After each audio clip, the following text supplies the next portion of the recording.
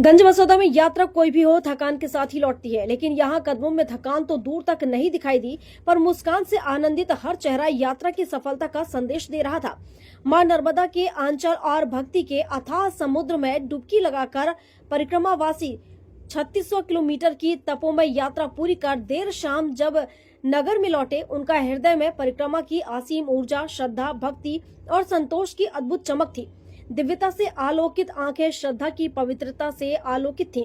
बस से उतरते ही परिक्रमा वासियों का स्वागत नर्मदे हर के जय घोष से गूंज उठा, जिसे देखकर ऐसा लग रहा था मानो स्वयं नर्मदा मैया की कृपा उनके साथ लौट आई हो।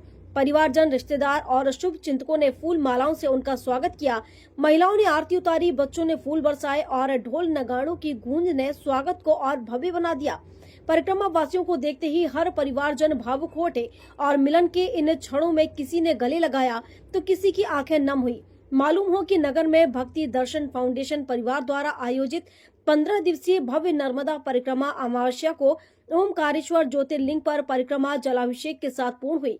परिक्रमा पर गए नगर के श्रद्धालुओं ने यात्रा के दौरान मां नर्मदा तीर्थ महिमा श्रद्धालुओं को सुनाई गई। नर्मदा पुराण कथा की भी परिक्रमा के साथ पूर्ण आहुति हुई। परिक्रमा वासियों ने यात्रा के दौरान प्रतिदिन मां नर्मदा के पावन तट पर विशेष पूजा अर्चना कर भगवान महादेव का नित्य रुद्राभिषेक किया।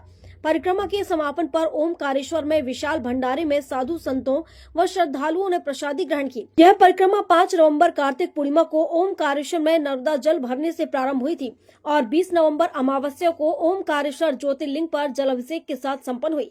मां नर्मदा की परिक्रमा के दौरान इस आध्यात्मिक दिव्य यात्रा में रोज सुबह घाटों पर नर्मदा स्नान, नर्मदेश्वर भगवान का अभिषेक, दोपहर में पवित्र परिक्रमा और शाम को नर्मदा पुराण की कथा का श्रवण होता था।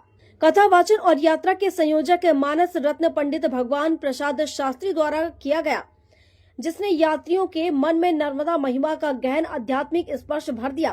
परिक्रमा मार्ग में अमरकंटक, बरमान घाट, सियाराम बाबा आश्रम, धुनी वाले दादा का आश्रम, माता रैपुरा, होशंगाबाद, तिलकवाड़ा, चनोड, गरुड़ेश्वर, कवर्ध, रीवा सागर संगम, गुजरात, महाराष्ट्र के तीर्थ स्थल महेश्वर, मंडलेश्वर सहित अनेक तीर्थों पर परिक्रमा वासियों ने दर्शन किए और उसके प्राचीन आध्यात्मिक इतिहास से रूबरू हुए।